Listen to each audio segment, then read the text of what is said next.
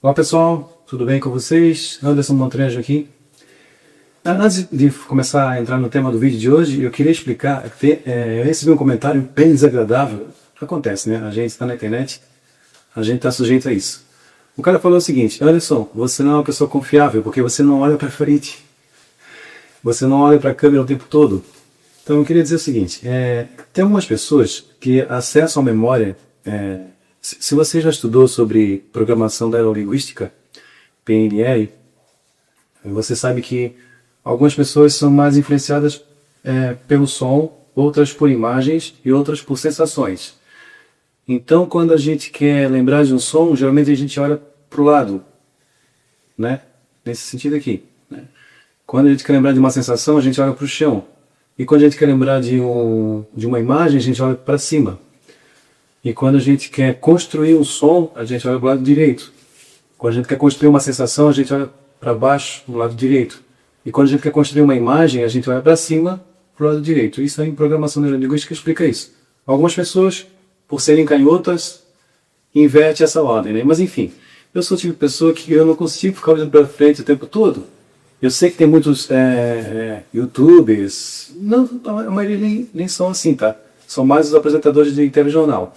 Então, assim, se a pessoa mede a minha autenticidade ou como vou falar, a minha confiabilidade pela maneira como eu olho para a tela, ela vai ter uma impressão errada a meu respeito. Porque quem olha para a tela o tempo todo são os apresentadores de telejornal. Por quê? Porque eles têm um teleprompter na câmera. A câmera para onde eles estão olhando tem um texto correndo ali, então eles são obrigados a olhar para frente.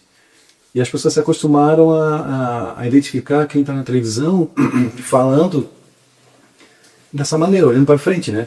Que não é o meu caso. No meu caso, eu crio o texto aqui, leio alguma coisa, né, da pauta, me inspiro no que está escrito aqui, mas a maioria das coisas sai da minha memória, do meu improviso na hora ali, da ideia que vem no momento e tal. Então, assim, claro que eu apaguei o comentário. Eu não vou me avaliar. Se eu me avaliasse por esse tipo de comentário, eu parava de gravar, né? Só estou dando uma explicação para alguém que possa pensar parecido, tá? O olhar para frente nem sempre é sinal de sinceridade, tá? Eu sou um cara muito sincero, mas na hora de me expressar, eu falo assim com meus amigos. Estou conversando com eles, olhando nos olhos, mas quando eu quero lembrar de alguma coisa, quando eu quero construir alguma ideia, eu começo com o meu olho, meu olho começa a ir para lá e para cá.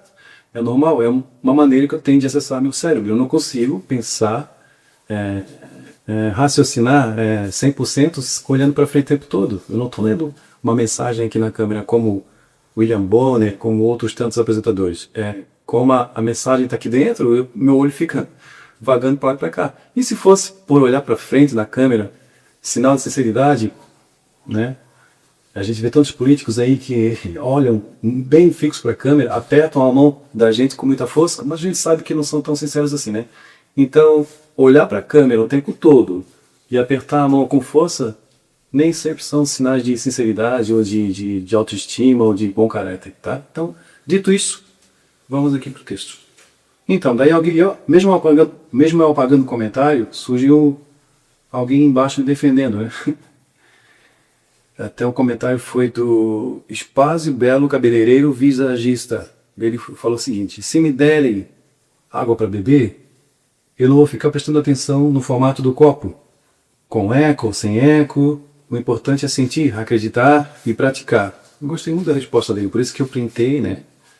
E respondi. Eu respondi o seguinte: caramba, que analogia perfeita. Como naquele filme do Indiana Jones, da Arca Perdida, onde todos imaginavam que o cálice usado por Jesus fosse o mais bonito. E não era. Então, assim, eu usei essa introdução de algumas pessoas me avaliarem por eu olhar para frente ou não, com essa mania que as pessoas têm de confundir o mensageiro com a mensagem, né? As pessoas acham assim, poxa, aquele pastor me deu aquela inspiração, eu fui lá, usei aquela inspiração para progredir na vida, mas agora descobri que ele trai a esposa. Então, aquela mensagem dele era falha? Não, a gente não pode confundir o mensageiro com a mensagem. É claro que você vai se aconselhar com gente que realmente pode dar conselhos bons, né? Você não vai se aconselhar sobre finanças com um mendigo. Você tem que se aconselhar com pessoas que realmente sejam especialistas naquela área. Você quer melhorar de vida, você vai se especializar com alguém que está em melhores condições que você. Isso é normal, todo mundo procura isso, né? Mas você às vezes pode receber uma mensagem que veio de Deus, e Deus usou aquela pessoa para te mandar aquela mensagem. Eu posso citar 2 exemplos aqui. Raul Seixas e o Chorão. Cara, tem mensageiros mais convincentes do que esses caras? E como é que eles morreram? Não estou desqualificando nem o Raul Seixas nem o Chorão, tá? Mas o Raul Seixas morreu. O Raul Seixas eu acho que foi de cirrose, né? O Raul Seixas foi com cirrose, viciado lá em bebida e tal. E o Chorão também foi, acho que foi numa banheira, né? Foi encontrado morto depois de tomar uma overdose de comprimidos, enfim. O final deles não desqualifica a trajetória deles, pelo menos na minha opinião, entendeu? Então quer dizer que o Raul Seixas falou assim, né? Veja, não diga que a vitória está perdida. Aquela música, né? Tenha fé em Deus, tenha fé na vida, enfim. Uma letra magnífica, inspirou muitas pessoas. Mas aí o mensageiro que entregou essa mensagem perfeita, que veio do céu e ele foi um filtro, o mensageiro se perdeu no caminho. Não quer dizer que a mensagem tenha sido desqualificada porque o mensageiro se desqualificou, entendeu? Não estou falando aqui criticando a escolha do Raul Seixas ou do Chorão. São 2 caras que entregaram muitas mensagens positivas, mas que no final da vida talvez esqueceram o propósito, aquilo que eles pregaram não era mais importante. Enfim, aqui não quero desqualificar os caras, tá? Eu não sou tão fã do Chorão, mas admito que a letra dele realmente era bem feita. E o Raul Seixas, né? Não tenho o que dizer, sou muito fã dele. As músicas dele estão no meu repertório. Sempre que eu vou tocar violão por aí, eu toco 5, 6 músicas do Raul. Pô, e tem letras incríveis do Raul, né? Coisas que realmente vieram de um nível elevado de consciência, né? Mas o filtro talvez não fosse tão perfeito, aonde eu falei no caso do pastor, né? Só porque foram descobertos alguns desvios de conduta da pessoa, isso não desqualifica a mensagem. Como eu falei, você tem que se orientar com pessoas que estão num nível acima de você, né? Você quer subir, então você tem que perguntar para alguém que já está acima, que já percorreu o caminho que você quer percorrer. Que já percorreu o caminho que você quer percorrer. Mas se aquela pessoa te dá uma mensagem, mas depois você descobre que a vida dela não é tão exemplar assim, isso não desqualifica a mensagem. Porque a mensagem, talvez ela tenha vindo de uma, talvez não, quase 100% de chance, né, que ela tenha vindo de uma fonte limpa, mas às vezes o condutor não é tão limpo, né? Igual como eu falei aqui vou repetir o nome do rapaz, tá? Do rapaz, não, acho que ele botou o nome da profissão dele aqui, né, do estabelecimento.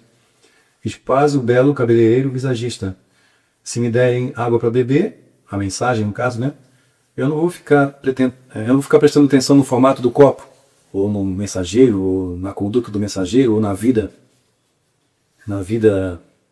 anterior do mensageiro, ou até atual. Com eco ou sem eco, ele que fez a referência às críticas que eu estava recebendo, né? O importante é sentir, acreditar e praticar. Então é isso. Se a mensagem é importante, cara, né? Eu também sou um cara falho, mas assim, tô na busca para sempre melhorar, né? E muitas das mensagens que eu prego aqui, eu vivo. Mas isso não impede de ir lá na frente dar uma escorregada ou cair numa depressão, entendeu? Só porque eu caí, se lá na frente eu caí numa depressão, quer dizer que a mensagem que eu entreguei lá atrás era falsa, eu não acreditava nela? Sim, naquele momento que eu entreguei a mensagem, eu acreditava naquilo. Mas isso não quer dizer que lá na frente eu não possa escorregar. A purificação era contínua. Por isso que Jesus ia para o deserto de vez em quando. Ele era um cara... Aqui eu não estou questionando se Jesus existiu ou não, tá? Mas como escreveram lá que Jesus ia para o deserto para se purificar, sendo ele um cara já elevado. Mas assim, de vez em quando a gente tem que se retirar para o isolamento e tal, porque a purificação é contínua, né? Você vai chegar na purificação, na iluminação, no nirvana ou no samadhi, como alguns falam, e daí pronto, acabou, não vai ter mais problemas. Não, você vai ter que continuar se purificando. A purificação é diária. Esse mundo ele é muito de opostos. Não tem como você ficar numa vertente só. Não tem só verão, né? Você vai ter que viver o calor, depois você vai ter que viver o frio, você vai ter que viver um pouco na tristeza, depois você vai ter que viver um pouco na alegria. Então, esse é o nosso mundo. Então, é isso aí. Tá? Essa seria a mensagem de hoje. Espero ter sido claro. E assim, cara, eu olho pra frente, quando eu tenho que olhar pra frente, é assim que eu converso com meus amigos. E acredito, eu sou um cara bem sincero, tá? E como eu falei, repito, se for olhar pra frente, for sinal de sinceridade, tem muito político aí, não criticando todos os políticos, né? Que deve ter políticos bons aí. Ultimamente eu tô meio assim, desacreditado contra isso. Mas enfim, não quero causar indignação em ninguém, nem em mim próprio. Vamos esquecer os políticos. Eu só uso como referência de que olhar para frente e apertar a mão, como eu falei lá no começo, não é sinal de sinceridade, tá? Obrigado pela sua audiência, como eu sempre termino os vídeos aqui, jogando gratidão para o universo pela sua participação. E peço sempre que você curta o vídeo, comente, compartilhe e se inscreva no canal se não for inscrito ainda. Até o próximo vídeo. Até mais. E a terra sedenta regozijará. O essencial de Neville Goddard. Abra você também esse baú